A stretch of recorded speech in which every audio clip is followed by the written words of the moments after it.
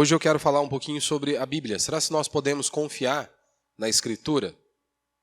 Será se a Bíblia é confiável? Será se nós podemos acreditar que de fato ela é palavra de Deus? Este livro que nós possuímos em mãos ou aí no seu celular? Será se ela tem crédito? Será se historicamente falando é algo confiável? E eu vou tentar ao longo dessa mensagem, que não vai ser longa, mas tentar ao longo dessa mensagem mostrar que sim. Porque convenhamos, as pessoas a todo instante estão dizendo: vocês são um bando de idiota, vocês são um bando de imbecil, vocês vão à igreja para dar dinheiro para pastor, vocês são um bando de imbecil porque vocês acreditam no livro que foi escrito por homens, um livro antigo, que provavelmente foi alterado. Será? O engraçado, a incoerência de muitas pessoas, assim como a esquerda é hipócrita, é o que muitas pessoas fazem também com relação à nossa fé. A hipocrisia é muito grande. Os mesmos que dizem: olha, não podemos, vocês são um bando de idiota porque vocês creem na Bíblia, que foi escrita por homens. Vocês são um bando de idiota porque vocês acreditam em uma Bíblia que, olha, o material é antigo. São as mesmas pessoas que aplaudem homens deste mundo, que também, seus escritos, nem se comparam, nem de perto, nem de longe, com a escritura de confiabilidade histórica, dizendo. E eles aplaudem. Não, são escritos confiáveis. Não, eles estão muito distantes do original, mas são confiáveis. Ora, mas por que o parâmetro não vale para os dois? Seja para Platão, Aristóteles ou qualquer outro. Por que só vale para eles e não vale para a Escritura? Por que só os escritos desses homens possuem valor e a nossa Bíblia não? Vamos tirar então a questão espiritual, a parte espiritual do negócio. Historicamente falando, nós podemos confiar neste livro que nós temos em nossas mãos? Porque a fé cristã, ela sempre foi atacada. Constantemente a nossa fé ao longo da história sempre foi atacada. Então nós estamos vivendo em dias que, mais uma vez, a fé cristã tem sido atacada de todos os lados. Não apenas com relação à veracidade, à autenticidade e à inerrância das Escrituras, como em vários outros aspectos. Hoje nós já temos pastores, pelo menos se dizem pastores, afirmando que a Bíblia não é a palavra de Deus, ela contém a palavra de Deus. Parece algo muito sutil, mas que vai levar à morte, como já houve na Europa. E aí então nós entramos num declínio total. Já que a Bíblia não é a palavra de Deus, mas ela contém, como nós iremos decifrar qual parte foi de fato inspirada por Deus ou não? Como saber? Podemos? Então por isso a importância, e você colocar a sua cabeça para pensar. Porque a fé cristã é a razão também, é racional. E aí então fazer essas indagações. Posso crer na Bíblia? Será se é a palavra de Deus? Será se não foi alterada ou adulterada ao longo desses anos? E aí você precisa fazer uma análise. Vamos comparar, vamos ver quais são a maneira de se verificar isso. Como que podemos verificar, checar se algo é correto ou não? Você tem os meios para isso. A Escritura não muda, ela vai se enquadrar nesses parâmetros para também avaliarmos. Houve alteração? Foi modificado algo ou não? Então a nossa fé nunca foi um salto no escuro. Ao contrário das falsas religiões, das seitas, a nossa fé, Jesus nunca nos diz que nós temos que dar um salto de fé no escuro. Pelo contrário, se você já leu a Bíblia, ela está repleta de informações, dados e datas, aonde ela cita nomes de autoridades, pessoas importantes naquela época, justamente para que nós possamos verificar, justamente para que a nossa fé possa ser analisada. Então nós não somos um bando de idiota.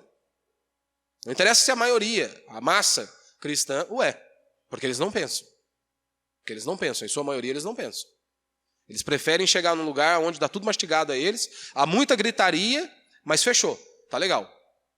Mas e aí, quando nós olhamos para este mundo caído, Como, por exemplo, o salmista no Salmo 53 vai dizer, diz o tolo, diz o insensato em seu coração, Deus não existe.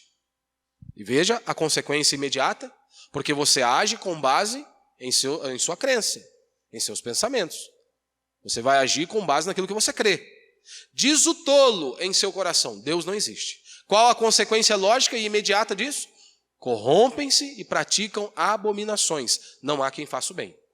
Então, a ideia de dizer que Deus não existe é nada mais, nada menos do que um meio do homem pecar sem sentir culpa.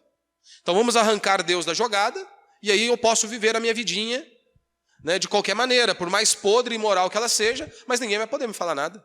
Porque se Deus não existe, não é certo e nem errado. Se Deus não existe, quem que vai estabelecer um padrão moral? Se Deus não existe, não há padrão moral.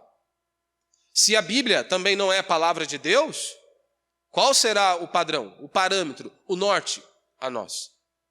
Mas neste mundo caído, homens que se dizem intelectuais, aonde eles estão ventilando a todo instante, né, que Deus não existe, ou que isso é uma balela e por aí vai, são aplaudidos neste mundo caído. São aplaudidos. Mas a nossa Bíblia diz que esses homens são um bando de ignorantes. Loucos, que um dia estarão diante de Deus, assim como toda a humanidade. E aí, naquele dia não adianta querer ficar que nem uma menininha, não. Porque diante do Deus Todo-Poderoso, não vai ter. Não vai ter. Então, será que nós podemos crer na palavra de Deus? Então, a nossa fé, um dos primeiros pontos é justamente isso. É algo investigável.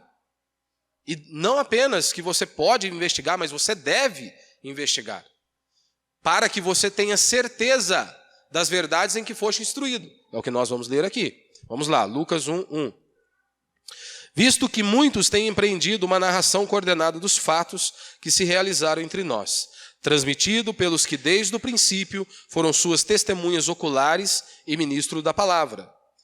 Você está entendendo o que Lucas está dizendo aqui? Olha, muitos têm empreendido uma narração coordenada dos fatos, ou seja, colocaram aí o passo a passo.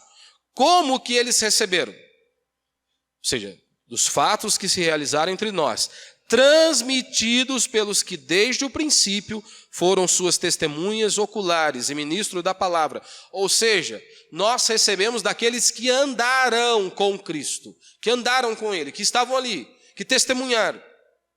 E aí ele diz, pareceu adequado também a mim, excelentíssimo Teófilo, provavelmente ele é uma autoridade romana, e ele diz, pareceu adequado também a mim, excelentíssimo Teófilo, depois de investigar tudo cuidadosamente desde o começo, escrever-te uma narrativa em ordem. Ou seja, depois que nós recebemos esse material, eu averiguei, analisei, e agora eu estou te dando uma narrativa em ordem. Para quê? Para que você tenha certeza da cura que você vai receber? Da prosperidade que você vai receber? Não. Para que tenha certeza da verdade das coisas em que foste instruído. Ou seja, eu estou te dando uma narrativa coordenada dos fatos para trazer solidez à sua fé. Porque o contrário do convite dos pastores modernos é, venha para Cristo e você vai obter uma casa na praia, venha para Cristo e Ele vai te abençoar financeiramente, venha para Cristo e Ele vai resolver os seus problemas conjugais.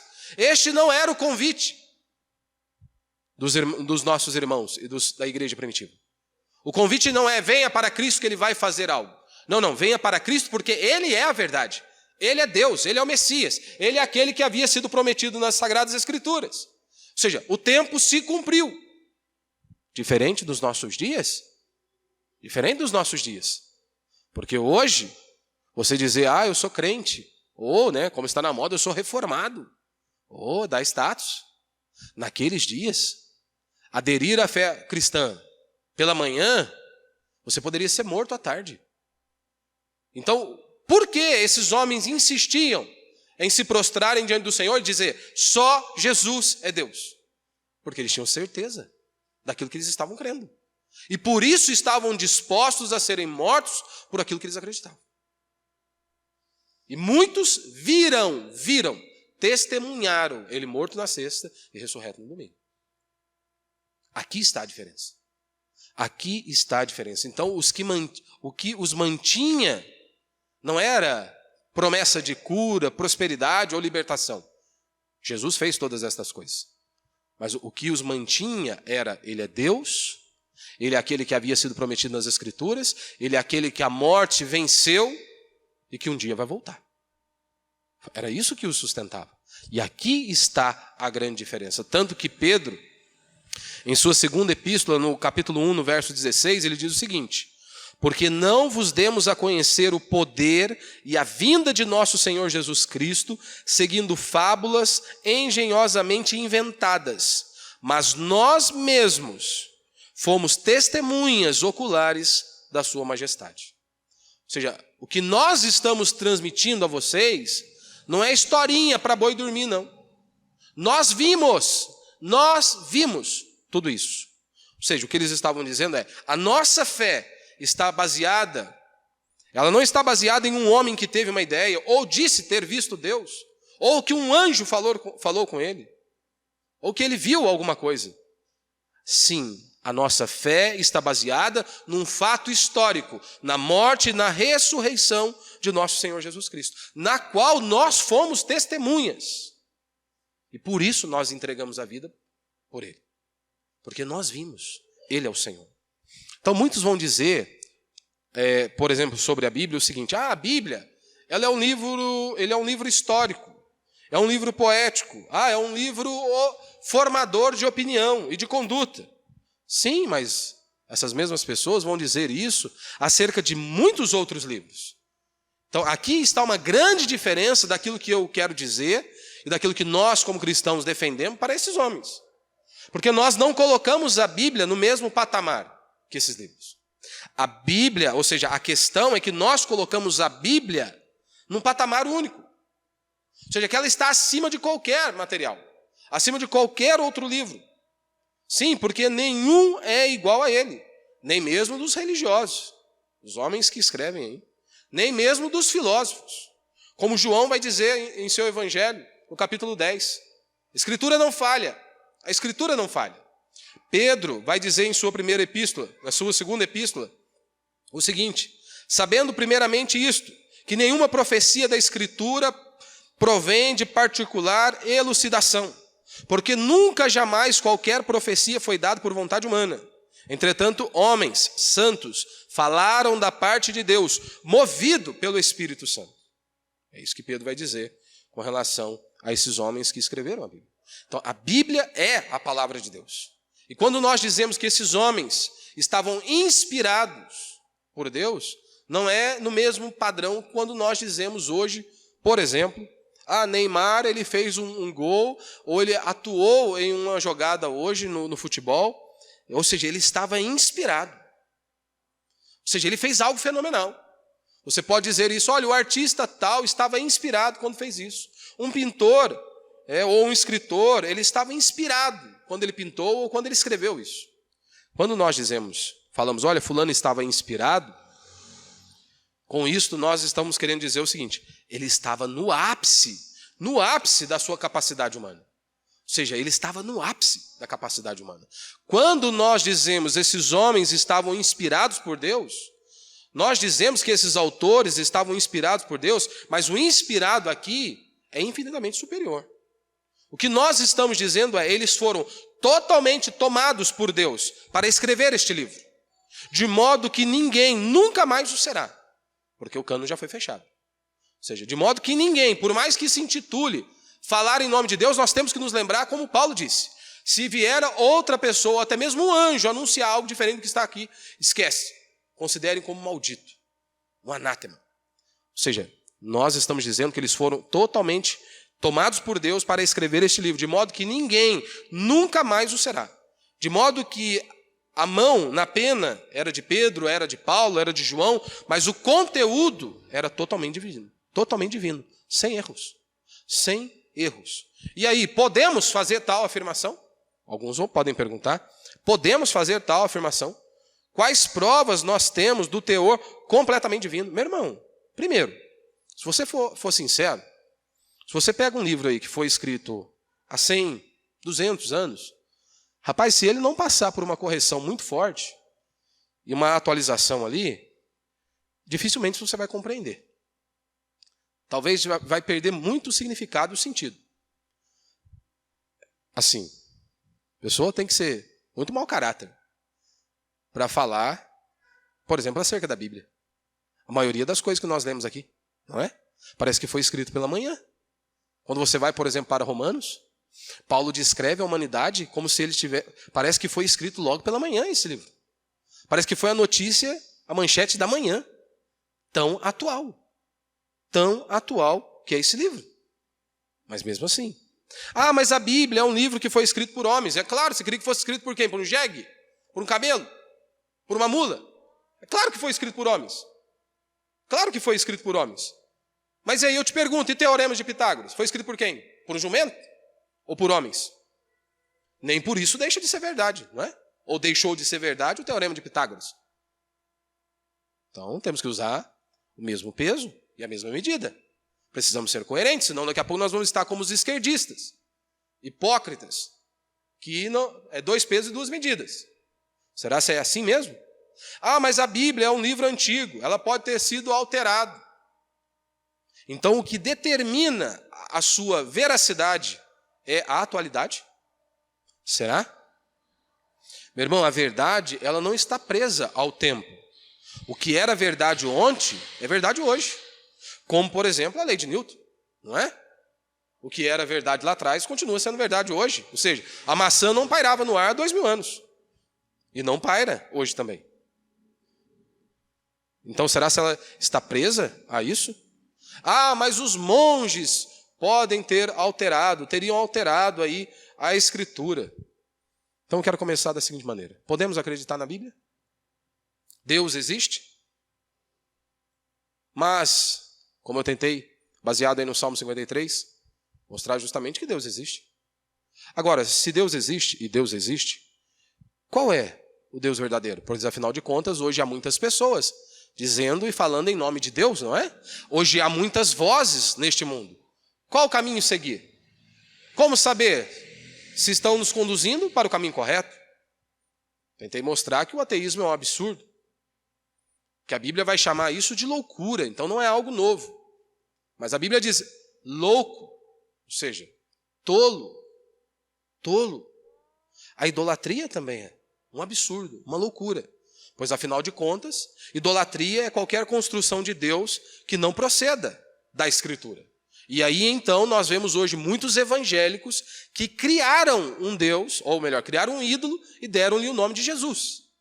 Então veja, idolatria é qualquer construção de Deus que não proceda das Escrituras, ou quando você cria um Deus. Exemplo, muito prático. O que os evangélicos dizem hoje? Ah, o meu Deus não manda ninguém para o inferno. É mesmo? Mas esse é o Deus da Escritura é diferente. O que ele revelou aqui em sua palavra é diferente. Você conhece alguém? Você viu? Ou você tem alguma testemunha que diz isso? Que pode reafirmar isso? A questão é, e o testemunho dos apóstolos? É verdadeiro? Sim ou não? Porque eles vão dizer, eles mentiram. Meu irmão, para que o ser humano mente? Para se beneficiar, não é? Você mente para apanhar? Você mente para ser morto? Ninguém mente para isso. O ser humano, quando ele mente, é justamente para que ele possa tirar algum proveito, algum benefício. O que eles receberam? Foram mortos. Perderam seus bens, suas famílias. Foram isso que eles receberam. Ah, mas eles foram enganados. Ô, louco, mas todo mundo estava alucinado? Todo mundo estava louco? Porque não era um nem duas, eram várias testemunhas. Será se todo mundo tomou lá, sei lá, um santo daime lá, ou cheiraram algo tão forte lá, que todo mundo ficou alucinado? Será? Então nós cremos que a Bíblia é infalível. E aí eles vão dizer, mas o papel aceita tudo. Sim, até a verdade. Até a verdade. Mais uma vez, foi escrito por homens. Ótimo. A história da Idade Média também foi. E nem por isso nós descartamos. As equações matemáticas, descobertas científicas, também. E nem por isso deixam de ser verdade. Por que quando trata-se da Bíblia? Não, é um livro totalmente desqualificado. Que não podemos dar ouvido. Pastor, mas você crê que Deus inspirou homens? Ora, pense comigo. Se o Steve Jobs estivesse vivo. O autor aí, né? do iPhone. O inventor aí. Imagine, o cara que criou o negócio, você perguntar para ele, será que você sabe tirar uma selfie? O iPhone? Pô, é um absurdo, né? É um absurdo. Você vai falar, mas que loucura. Que coisa idiota, que coisa infantil perguntar algo assim. Ora, supor que o Deus que criou a mente humana não possa tê-la inspirado, seria mais ou menos como dizer que o Steve Jobs, né, que criou o iPhone, né, não conseguisse tirar uma foto com o próprio celular que ele criou. Né? Ou seja, supor que o Deus que organizou o universo, que sustentou o seu povo, porque hoje nós estamos aqui há mais de 2000 anos, desde sua morte.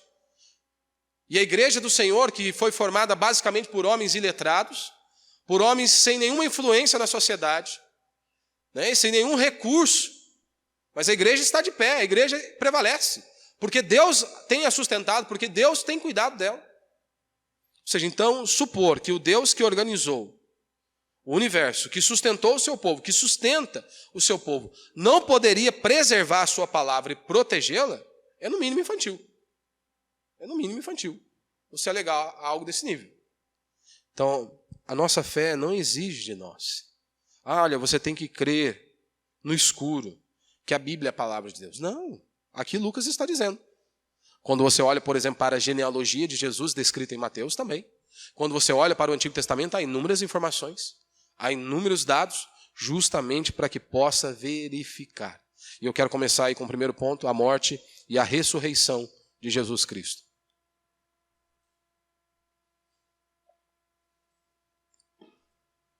Se Jesus é Deus, ele é a verdade. E nós sabemos. Então, a veracidade da Escritura gira em torno da pessoa de Jesus Cristo. Pois, afinal de contas, de Gênesis a Apocalipse, tudo converge para Cristo, não é? De Gênesis a Apocalipse.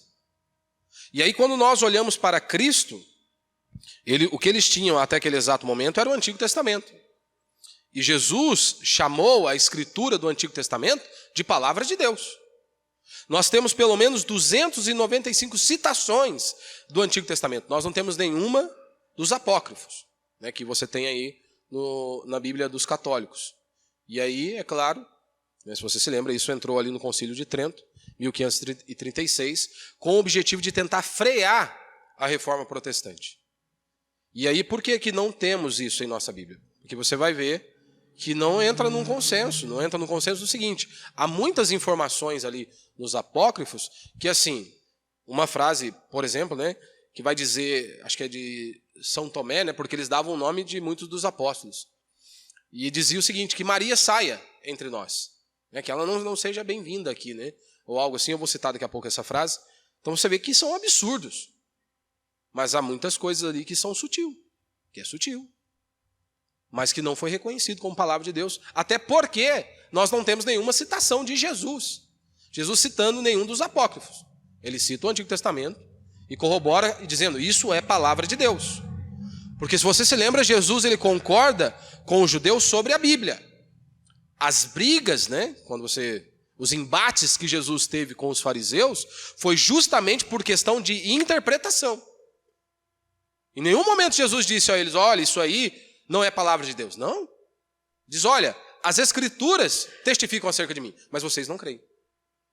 Jesus, como no Sermão do Monte, os corrige devido a uma interpretação errada.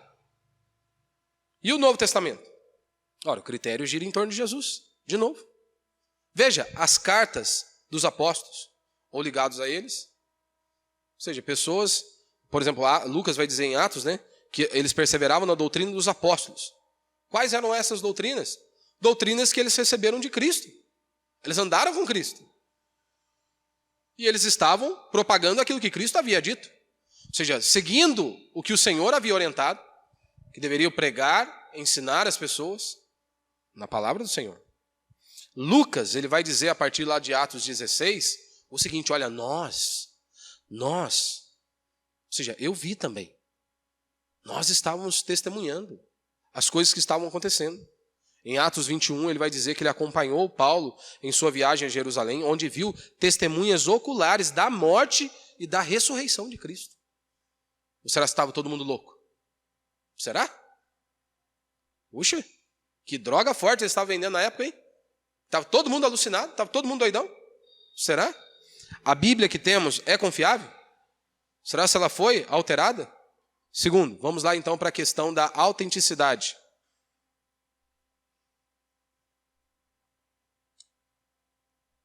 Esqueça a parte espiritual. Porque você vai ter homens como, por exemplo, Pondé, que ele não acredita que este livro é palavra de Deus. Ele deixa isso muito claro. Mas ele vai dizer algo seguinte, que é tolice a pessoa dizer que esse livro não tem valor nenhum. Que não é um livro confiável. Não, historicamente, extremamente confiável. Ah, para mim não é a palavra de Deus, mas então, historicamente, será que nós podemos confiar neste livro? Ou seja, a confiabilidade histórica, ou seja, não há nenhum livro antigo que se aproxime da Bíblia. Nós temos muitas evidências. Ah, mas a Bíblia é cópia de cópia. Há outros livros também. Nem por isso você despreza os outros livros. Nem por isso eles desprezam os outros livros. Nem por isso eles questionam o valor de outros livros, apenas da Bíblia. É correto isso? Ou como diria o povo aí, mas pode, Arnaldo? Né, Arnaldo? Acho que fala, né, o cara lá. Mas pode isso? Pode? Será que pode? Nós não temos os originais de nada. Mas nós podemos saber a veracidade por meio das cópias. Você tem uma ciência que estuda isso, que é a crítica textual. Ou seja, a ciência é responsável por isso, e ela nos ajuda. Veja, por exemplo, a comparação da Bíblia com os outros livros. Lembrando, mais uma vez, que nós estamos falando da Bíblia como um livro histórico. Podemos confiar nisso que temos em mãos ou não? Depois nós vamos para a parte espiritual. Duas das mais antigas biografias de Alexandre o Grande foram escritas por Adriano e Plutarco, mais de 400 anos depois da morte de Alexandre. Mesmo assim, veja, mesmo assim, os historiadores clássicos as consideram confiáveis. Você está entendendo o que eu estou falando aqui? Olha, as duas biografias mais antigas de Alexandre o Grande foram datadas com 400 anos após a sua morte. E os historiadores dizem que é algo confiável. Confiável. Confiável. Aí você vem para a Bíblia Sagrada, para a Palavra de Deus, você pega, por exemplo, Marcos, que foi escrito no ano 60. Se você se lembra, Jesus morreu no ano 30. Então nós estamos falando de apenas 30 anos de diferença. Mas a Bíblia não é confiável. 2 pesos, 2 medidas. Ou a hipocrisia mesmo. Ou seja, de Alexandre o Grande, extremamente confiável, com 400 anos de diferença. Agora Marcos, a palavra de Deus, com 30 anos, não. Vamos ver, por exemplo, a distâncias. Aristóteles, por exemplo, 1.400 anos. 1.400 anos. Platão, a cópia mais antiga. Ou seja, 1.200 anos depois do original. 1.200 anos. E a Bíblia? A cópia mais importante, as cópias mais importantes, datam em meados de 350 depois de Cristo.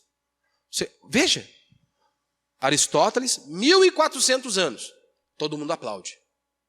Platão, 1.200 anos, todo mundo aplaude e ninguém questiona. A Bíblia, 350 anos, todo mundo questiona. Todo mundo questiona. O problema é a fé cristã. O problema é a fé cristã. Ou seja, além desses, há milhares que datam de 100 a 200 anos. E um até de 150 anos. 150 anos. Mas vamos ver, por exemplo, a quantidade de cópias. Porque a quantidade de cópias vai influenciar. Vai influenciar. Os anais de Tácito, dos 16 livros, restam apenas 10 completos e 2 em fragmentos. Ou seja, há apenas 2 cópias. Uma de 700 anos e a segunda de 900 anos depois. Você tem 7 cópias dos manuscritas de Platão, de Aristóteles, 5. Da Antiguidade, o livro com maior quantidade de cópias é a Ilíada de Homero, com 649 cópias. Ou seja, pega esse aqui, o que tem mais ainda. 649 cópias. A Escritura, Bíblia Sagrada, o livro preto. Será se chega perto da Ilíada de Homero com 649? Ah, não chega. passa longe. Quase 6.000 cópias do Novo Testamento. Isso apenas do grego. Apenas do grego. Contando os outros idiomas, 24.000 cópias. E se for juntando Antigo e Novo Testamento, com outras cópias a partir do grego, temos aí mais de 40.000. Mais de 40.000. 649 cópias, extremamente confiável. Temos que tirar o chapéu, mas para a Bíblia não. A Bíblia não. 2 pesos, 2 medidas. Ah, mas é fácil de adulterar. É mesmo? Rapaz, você tem que ter muita fé. Eu não tenho fé para isso. O camarada que diz, não, a Bíblia foi adulterada. Foi alterada. É mesmo? Caramba, você tem que ter muita fé. Porque veja, pense comigo. As citações da Bíblia nas pregações dos pastores da época. Você tem lá Bispo de Clemente, as cartas de Inácio. Você tem inúmeras citações da palavra de Deus. Ah, os monges alteraram. Rapaz do céu. Imagine, você pega um livro aí que vendeu mundialmente. Vamos tirar a Bíblia. Aí tem um livro aí que ficou famosíssimo, explodiu e vendeu no mundo inteiro. Aí o Zé Mané lá decidiu mudar o final do livro, o final da história. Não vai terminar assim não, vou mudar. Como é que muda? Consegue? Fácil? Assim? Mas para a Bíblia, com a Bíblia tudo se torna fácil. É fácil de alterar, é fácil de desqualificar, é fácil tudo. Com a Bíblia é fácil. Mas veja, por exemplo, se o cara quiser mudar o final de um livro aí, rapaz, o mínimo que ele teria que fazer é percorrer o mundo inteiro para juntar todas essas cópias. E não para aí o trabalho não para não. Para conseguir alterar, porque, meu irmão, convenhamos, se você estuda, provavelmente você já fez alguma citação ali. Você pega você pega uma frase do autor, marca a página, marca o livro. Ou você publica lá na rede social, no Facebook, Instagram, nas redes.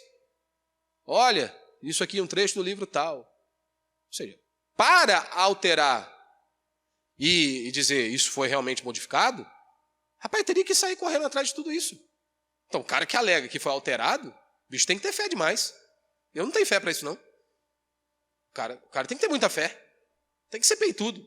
Para dizer, não, isso aí foi alterado. Como se fosse fácil. Coisa mais fácil do mundo. A coisa mais fácil do mundo. Frederic Kenyon, autoridade sobre os manuscritos, ele diz o seguinte, olha, o último fundamento para qualquer dúvida de que as escrituras nos tenham chegado às mãos substancialmente como foram escritas, já caíram por terra.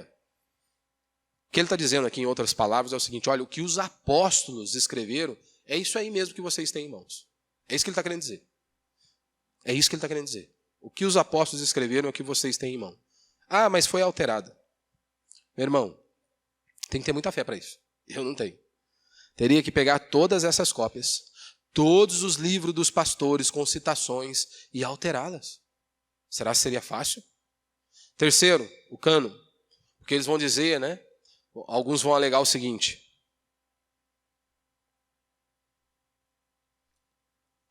Ah, mas a igreja, ela reconheceu apenas ela escolheu alguns livros. A igreja determinou apenas alguns livros para esconder, entre aspas, né, o podre de Jesus. Você se lembra, algumas pessoas vão dizer que Jesus teve filho com Maria Madalena ali, né? Outros, né? Teve um maluco que chegou uma vez em nossa igreja que ele disse que a Eva teve um filho com a cobra. Parece tudo, irmão, parece tudo. Sempre pinta um mais ou menos aqui. Aí o camarada queria ensinar isso aí na igreja, que a Eva tinha tido um filho com a cobra. E quem tirava isso da cabeça do camarada? Aí tivemos que convidar ele para ir embora, né? Pô, brincadeira, né? Fala sério, né? Mas veja, será? Porque eles vão dizer, olha, a igreja escolheu quais livros seriam utilizados para esconder os segredos obscuros de Jesus que foram revelados em outros evangelhos. Será mesmo? Mas se você se lembra, o cânon é a lista de livros inspirados por Deus. E aí, primeiro, a igreja não determinou. A igreja apenas reconheceu como palavra de Deus. Ou seja, essas cartas já eram usadas e lidas nas igrejas, desde sempre. Então a igreja não ficou selecionando. Aquilo que estava ali como palavra de Deus, como inspiração, eles apenas reproduziam. Tanto que nós vamos ver isso em 2 Pedro 3,16. Ele vai dizer, assim como o nosso amado irmão Paulo também vos escreveu, segundo a sabedoria que lhe foi concedida, a exemplo de que fazem todas as suas cartas, falando acerca dessas coisas, nas quais há pontos difíceis de entender, que os ignorantes e inconstantes distorcem. Veja aqui a fala de Pedro, como também com as demais escrituras. Então, o que ele está dizendo aqui é reconhecendo os escritos de Paulo como palavra de Deus. Isso aqui é palavra de Deus. É palavra de Deus. Eles distorcem os ensinos de Paulo, como distorcem também as demais escrituras. As demais escrituras. Ou seja, os pastores citam os evangelhos e as cartas dos apóstolos o tempo todo. E vão citar como palavra de Deus. Orígenes vai fazer isso. Justino Marte também. Mas e aí? Nós temos também as fontes primárias. O que essa meia dúzia de críticos querem é ignorar as fontes primárias. Ou seja, o mais importante. O mais importante eles querem negligenciar. Ou seja, rejeitar fontes primárias é uma loucura quando vai se tratar em metodologia histórica. Mas eles querem fazer isso com a Bíblia. Não.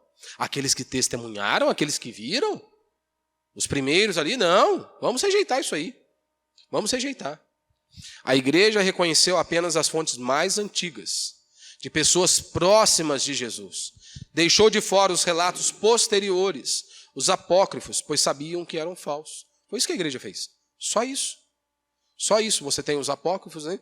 Como eu disse, muitos vão levar, né? Ou pelo menos eles davam o nome dos apóstolos, né?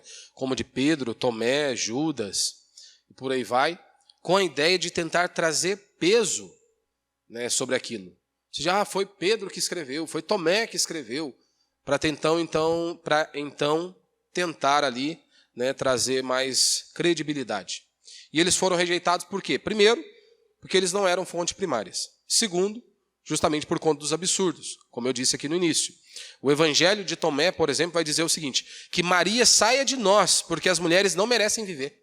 Qual lugar da Escritura você vê um trem desse? Nenhum. Nenhum. Esse é um dos absurdos, né? Que Maria saia de nós, porque as mulheres não merecem viver. Ah, mas há evidência de que esses livros reconhecidos pela igreja estavam e estão certos? Ora, pela quantidade de manuscritos, sim, né? Porque, convenhamos, nós temos uma quantidade imensa de manuscrito deles. Por quê? Ora, porque a igreja considerava inspirado, e então, automaticamente, escreveu. Então, é claro que nós podemos. E por último, né, a influência positiva da Bíblia no mundo.